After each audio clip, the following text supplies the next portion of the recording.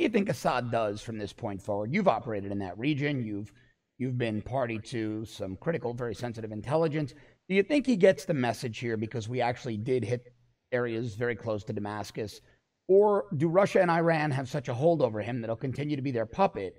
And if they prod him to use the weapons again, whether it be gas, like you say, or some kind of chemical, he'll just do it because he's too beholden to Russia and Iran?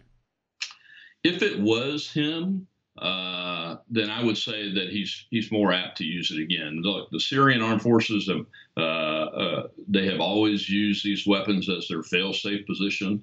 The regime, the life of the regime, is under a serious threat right now. Although Assad's winning the war.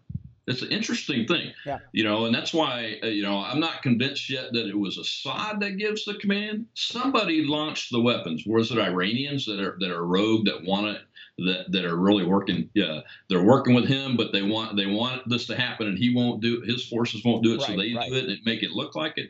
I'm not sure exactly who's but you're right. But I think it will happen again. No, but you're right. He's winning the war because the three primary forces that were allied against him, the Free Syrian Army, al-Nusra, and ISIS, they're pretty much decimated. They're all shells of their former selves, and they began infighting amongst themselves. So they weren't only fighting the Syrian regulars, they were fighting each other.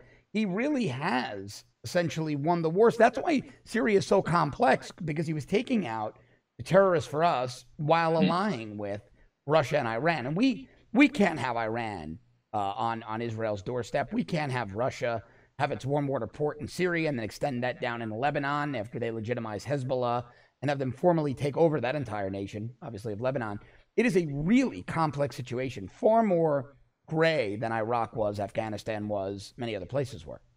Oh, absolutely. That's why, those of us in the national security profession, you would find a person like me very hesitant to recommend an attempt to regime change. Yeah, I agree with you. I don't want regime change. I'm with you on that.